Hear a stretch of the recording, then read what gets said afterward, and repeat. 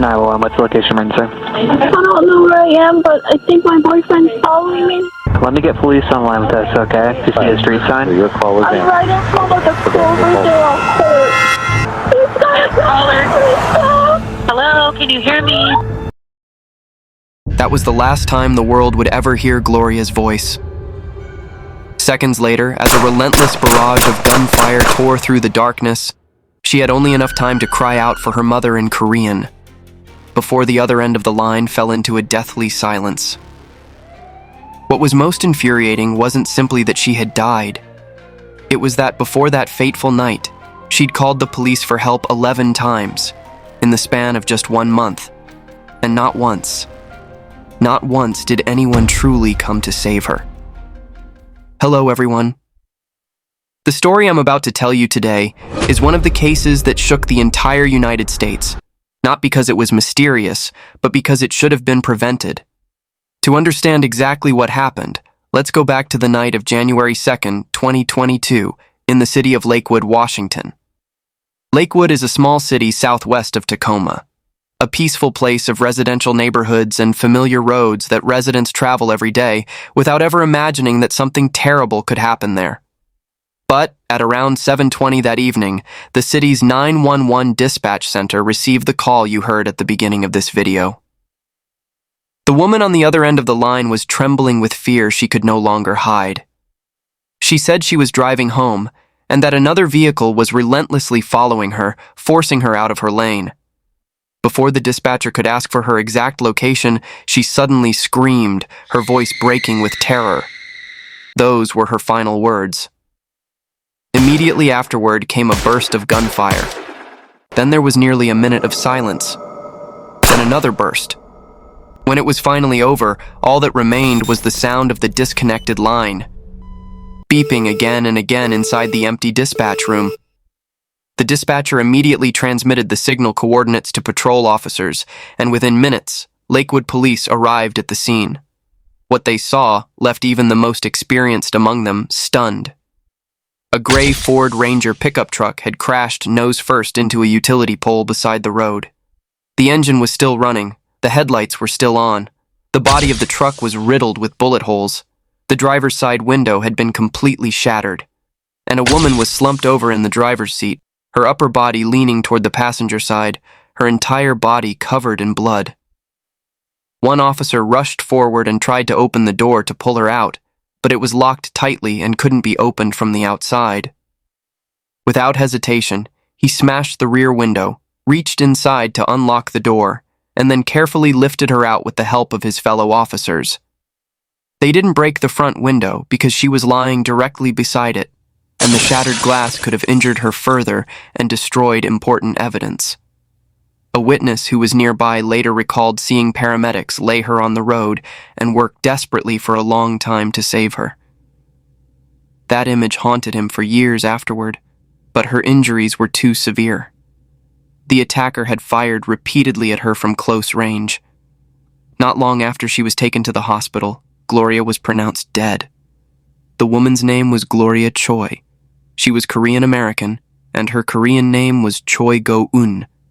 She was only 33 years old, and a single mother to a 7-year-old boy. Around her neck, she was still wearing an employee identification badge from a nearby hotel, and it was that badge that caused one of the first officers at the scene to freeze. He recognized her face. Just a few days earlier, this woman had been sitting directly across from him. Now she was lying motionless inside a vehicle riddled with bullets. That same night, the entire area was sealed off. Investigators stretched crime scene tape around the site and carefully marked every shell casing scattered across the wet gravel. A K-9 unit was also brought in to track the attacker, but the night was cold and damp, and nearly every trace on the ground had already been washed away. News of the tragedy quickly spread throughout Lakewood.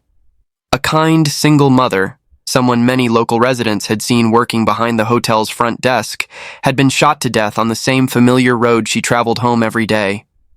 No one could believe it. From that moment, the police almost immediately had a name in mind.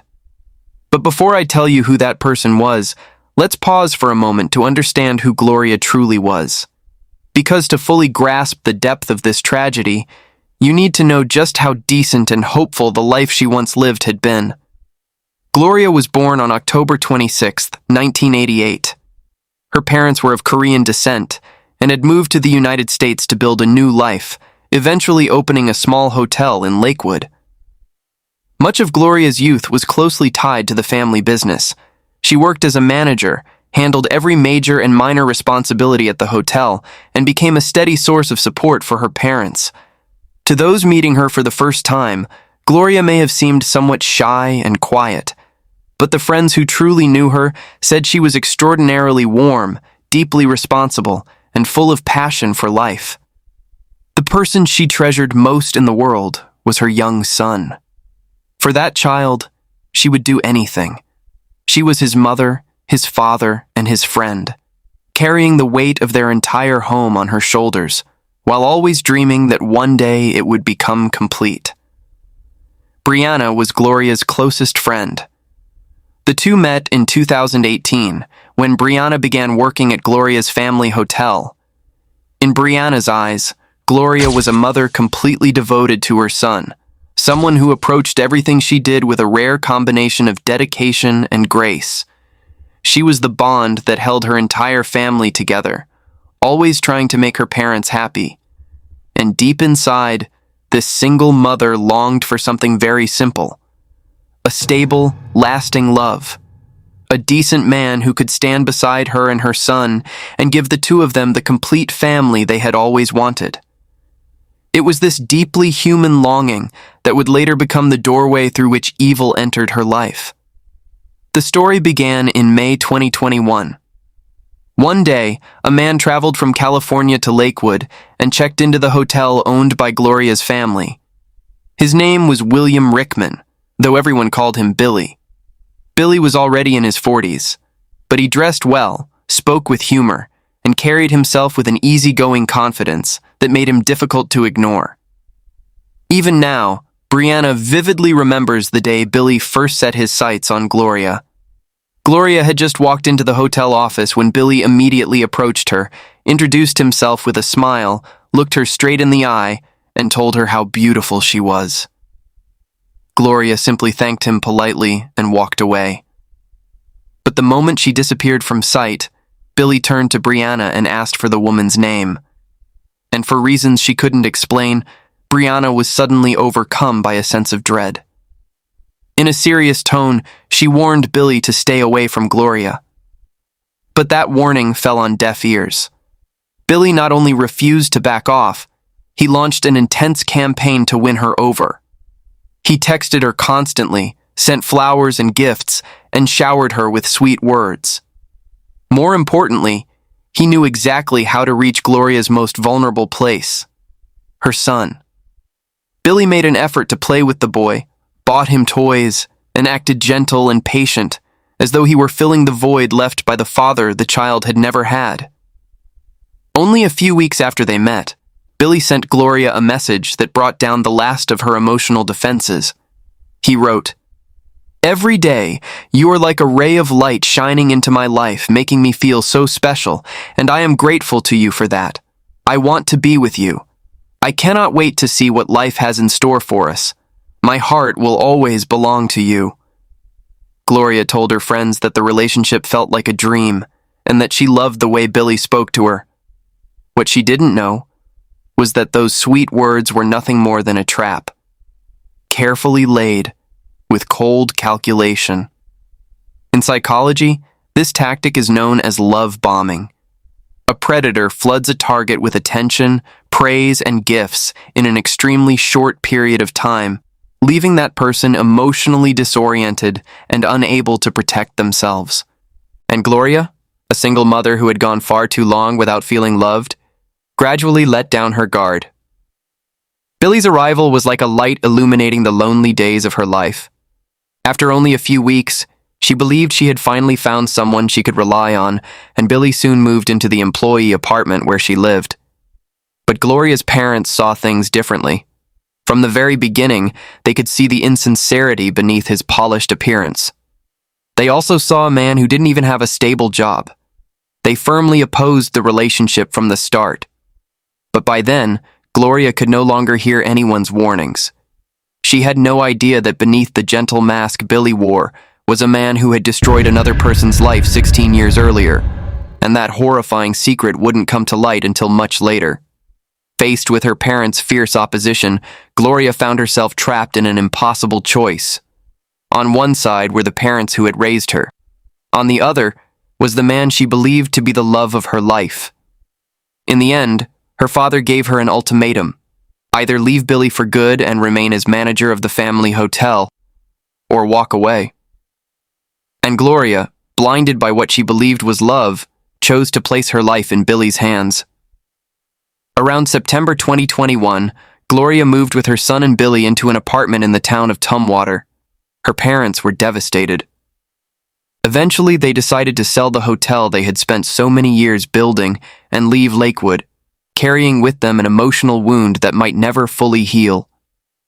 Without the support of her parents, Gloria had to make her own way. She quickly found a new job as a manager at a Holiday Inn Express in Lakewood. The salary was stable, and life seemed to be gradually settling into place.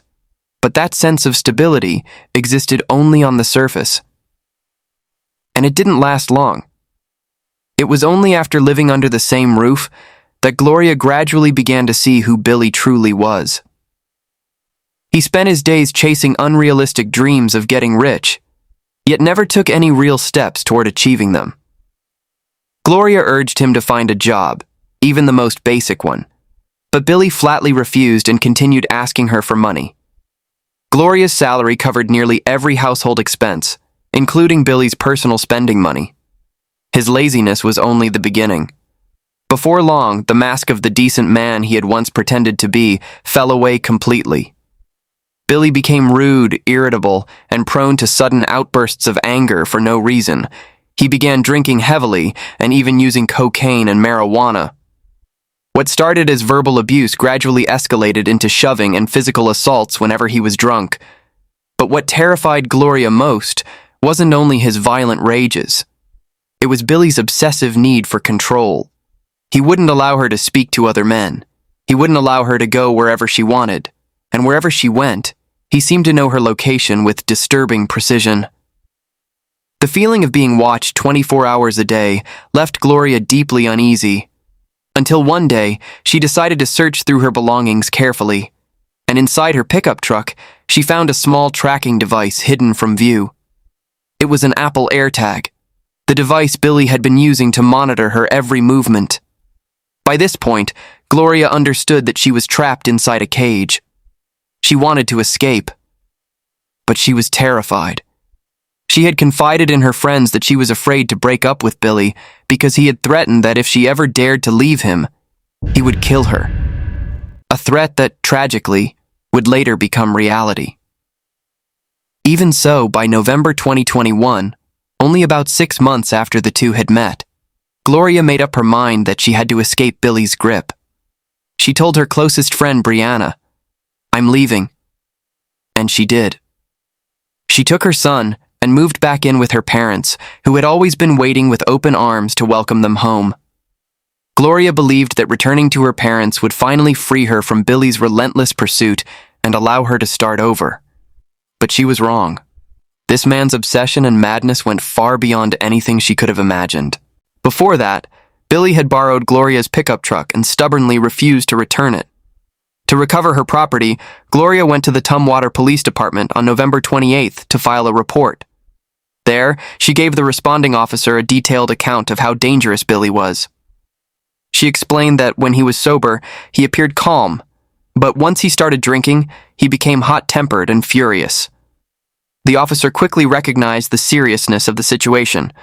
In his report, he clearly noted that Billy might be using a tracking device to monitor Gloria, that he owned multiple firearms, that he was extremely skilled at manipulating others, and that he had violent tendencies.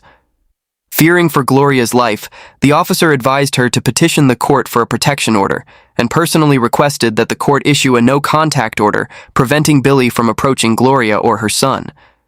The police acted fairly quickly after that. Billy was arrested for unlawfully keeping the pickup truck and was held for 3 days, after which the vehicle was returned to Gloria. On December 1st, 2021, a judge formally issued a strict no-contact order prohibiting Billy from communicating with Gloria in any way, no text messages, no phone calls, and no appearing near her home, her workplace, or her son's school. Everyone believed that with this legal order in place, Gloria was finally safe. But they had severely underestimated Billy's obsession. The very day he was released from jail, Billy went to Brianna and begged her to help him get back together with Gloria. He promised he would stop drinking, find a job, and change into a better man. But Brianna knew him too well and firmly refused. She warned him that if he violated the no-contact order, he would end up back in jail. Billy responded coldly that he didn't care about any court order, and that no matter what happened, he would force Gloria to come back to him. Brianna understood that when Billy said something, he meant it. The danger facing Gloria was far from over. Sure enough, only 2 weeks later, Brianna received a frantic phone call. Gloria was hiding inside the restroom of a coffee shop, too afraid to come out, because Billy was lingering outside, staring directly at her. Brianna immediately drove there. The moment she turned into the parking lot, she saw Billy's vehicle parked nearby, and when their eyes met, his gaze was filled with menace. Brianna hurried inside and knocked on the restroom door. When it opened, Gloria was trembling uncontrollably, tears streaming down her face, too terrified to step outside until she was certain Billy had driven away. Only 3 days later, while Gloria was shopping with her son at a mall, Billy suddenly appeared again. He blocked her path and desperately begged her to have the no-contact order lifted and come back to him. Gloria firmly refused. When he failed to persuade her, Billy turned to another tactic. He recorded emotional videos aimed at her, portraying himself as a pitiful man who had been abandoned, sitting alone in the parking lot of a rundown hotel, spending Christmas by himself, all in an attempt to make Gloria feel guilty. But the performance no longer fooled anyone. Then, during the final 2 days of 2021, everything finally came to a breaking point. On the afternoon of December 30th, Billy saw Gloria sitting in a coffee shop with a male coworker named Jacob Blue. Overcome with jealousy and rage, he immediately sent her an email containing only a single sentence, accusing her of leaving him for another man. Soon afterward, Gloria's phone began ringing repeatedly from blocked numbers, with Billy screaming insults at her from the other end of the line. For their safety, Gloria and Jacob left the coffee shop and moved to a sushi restaurant. But before they had even settled in, Gloria noticed the headlights of a vehicle shining directly into the restaurant, and she knew with certainty that it was Billy's car. When they left the restaurant, Gloria discovered that one of her front tires had been slashed, the belongings inside her vehicle had been rummaged through, and both her laptop and Jacob's had been stolen. She immediately called the police. This was the first of 4 calls for help she would make in the 48 hours before her murder. Gloria insisted that Billy was the only possible suspect, because aside from her, he was the only person who knew the code to unlock the vehicle. She also gave a clear description of his car, and reminded the officer that an active no-contact order was already in place. Yet the officer assigned to the case made only one phone call to Billy. When Billy didn't answer, the officer left him a voicemail saying that he wanted to meet and speak with him. Beyond that, no further action was taken. Snow began falling that night. Gloria and Jacob went to the parking lot of the Holiday Inn to retrieve Jacob's Jeep, only to discover that both of its tires had also been slashed. As the hotel manager, Gloria accessed the surveillance footage and clearly saw a man sneak into the lot, slash the tires, and calmly walk away. From his distinctive gait, both of them immediately recognized him as Billy. They called the police for the second time and handed over the video. But the police said the footage wasn't clear enough to show his face, so there was nothing they could do at that point. The next day, on New Year's Eve, Jacob had just replaced the 2 tires when the remaining 2 were slashed as well. That was the 3rd call. Once again, the surveillance cameras captured the incident, and once again, the police refused to act, claiming the footage wasn't clear enough. Even more infuriatingly that evening, a hotel front desk employee saw the tire slasher with his own eyes. He chased after the man while recording him on his phone and calling the police, providing a very clear description. The suspect was driving a Chevrolet Colorado pickup truck with its license plates removed and one broken light. That was the fourth call. The lead could hardly have been clearer, and there was even an eyewitness. Yet the police still didn't arrest Billy. And that wasn't all. Just about 48 hours before she was murdered, Gloria personally handed a police officer a 7-page packet of documents. In it, she listed every instance in which Billy had violated the no-contact order, along with threatening emails, calls from blocked numbers, and even a still image taken from the hotel's surveillance footage. She had done everything a person could possibly do to save herself. She had gathered every piece of evidence and placed it directly into the hands of the people who were supposed to protect her. Yet all she received in return was indifference and silence. The police launched no search for Billy, nor did they send anyone to protect Gloria and her son. And so, on January 2nd, 2022, Gloria finished her shift and drove home as she did every day. She had no idea that the road she set out on that night was one from which she would never return. There was one detail that showed how, even on that fateful night, Gloria was still trying to protect herself. That evening, she didn't drive her usual vehicle. Instead, she borrowed her father's gray Ford Ranger pickup truck, hoping Billy wouldn't recognize it and would be unable to follow her. One of her co-workers even walked her all the way to the parking lot to make sure she got into the truck safely. But Gloria didn't know that Billy had been lying in wait for days, and he recognized her the moment she left the hotel. At around 7:23 p.m., while she was driving, Gloria called 911. She said she didn't know exactly where she was, but that her ex-boyfriend was following her and had just rammed into her vehicle. She tried to explain that she was near a high school. Then her voice sank beneath the weight of her terror. "It's him. Can you get here? He has a gun. Please come here." Immediately afterward, she screamed for her mother in Korean, and a barrage of gunfire erupted. Police later reconstructed the entire sequence of events. Billy used the Chevrolet Colorado to force Gloria's Ford Ranger off the road, trapping her on a gravel shoulder. He stepped out and walked directly toward the driver's side window without saying a word. He had come there for one purpose and one purpose alone: to take her life. He fired the first 9 shots through the door and window of the truck. After he turned away, Gloria's vehicle suddenly rolled forward for more than 50 meters before crashing into a utility pole because her foot had come off the brake pedal. When Billy saw the truck moving, he assumed she was still alive. He turned back, lowered his window, and fired 5 more shots from inside his vehicle. Only when he was certain she was dead did he flee. In total, he fired 14 rounds, and at least 10 of them struck Gloria. This was clearly a calculated killing. The investigation began immediately. As I mentioned at the beginning of the video, it was the employee badge around Gloria's neck that gave police their first major lead. A female officer recognized her from the report she had filed only days earlier, and Billy Rickman immediately became the #1 suspect. An investigator obtained a warrant to access Billy's phone communication records. Even without having the phone physically in their possession, police were able to read his messages. And in one of them, he accidentally revealed his location: a motel called the Home Motel. Investigators rushed to the motel, which was only about a 6-minute drive from the crime scene. Surveillance footage showed Billy returning immediately after the shooting and hurriedly wiping down the exterior of his vehicle to remove traces of gunshot residue.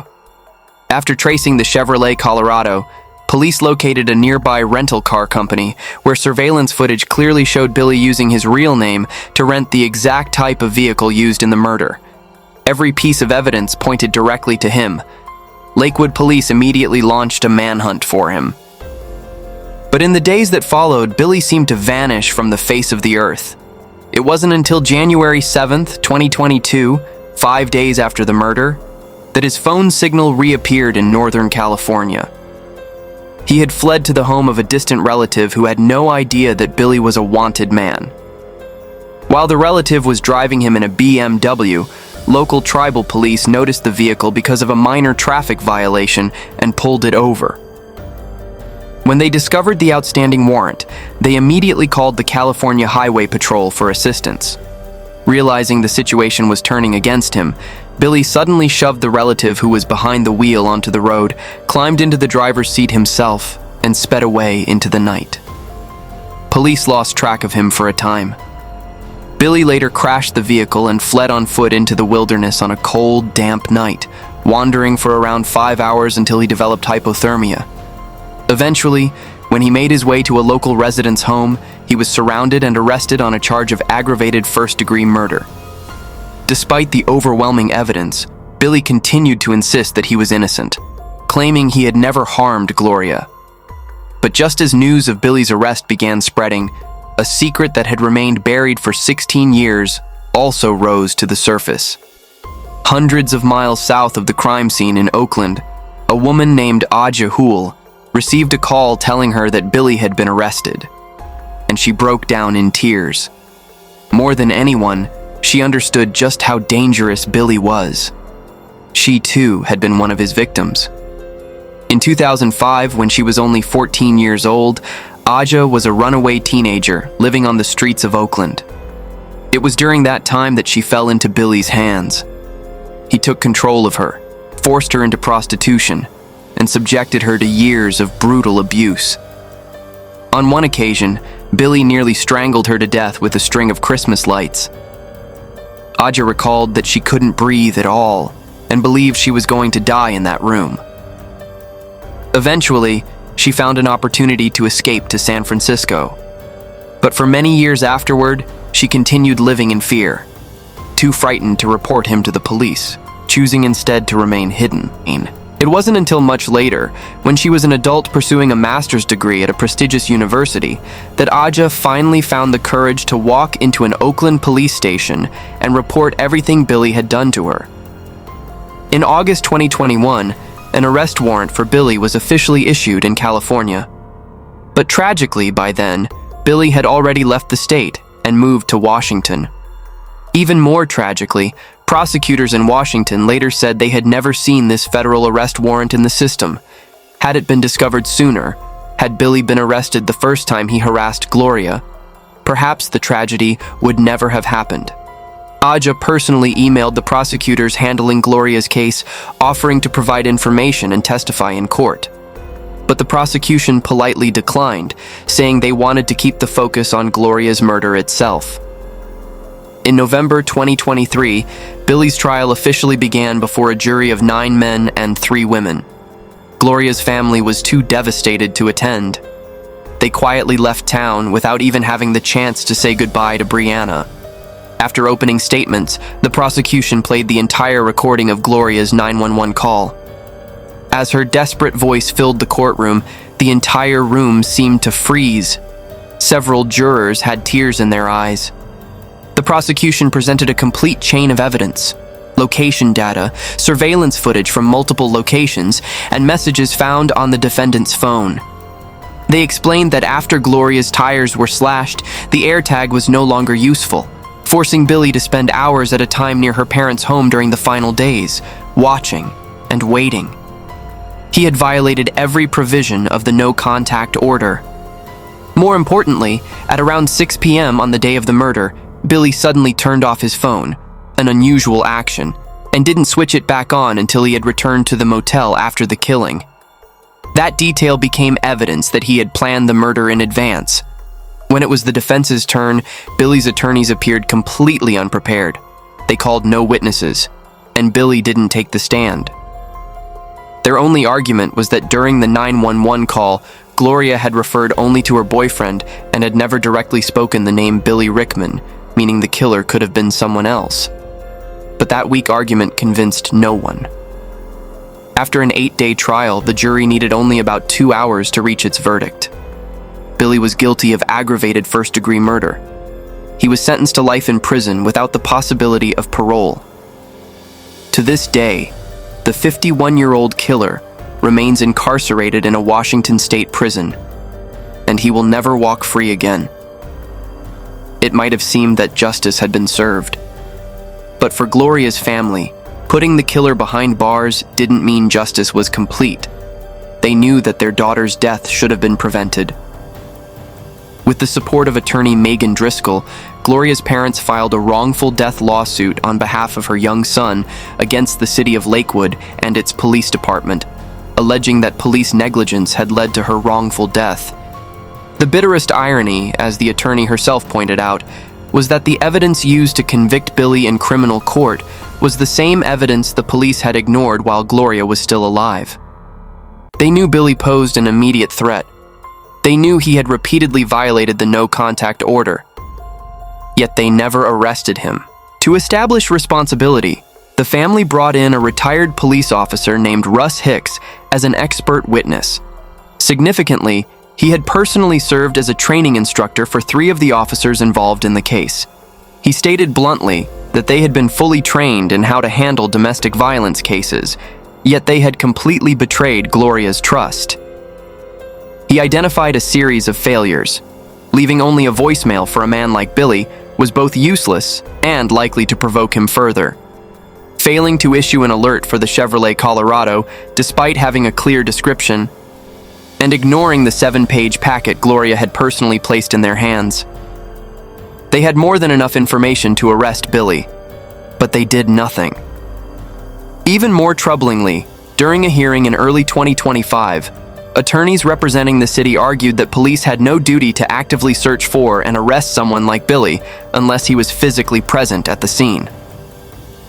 To this day, the civil lawsuit remains unresolved, while Gloria's son is living with relatives somewhere far away. We still believe that justice may arrive late, but it never fails to come. Yet for Gloria, that delayed justice couldn't bring her back to life, nor could it return a mother to her young son. She was a woman who called for help 11 times, who did everything within her power to save herself, and yet no one saved her.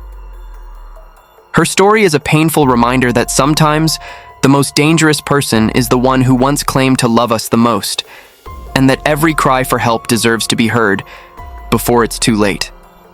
What do you think about the negligence that cost Gloria her life? Please share your thoughts in the comments below. Thank you for watching, and I'll see you again in the next video.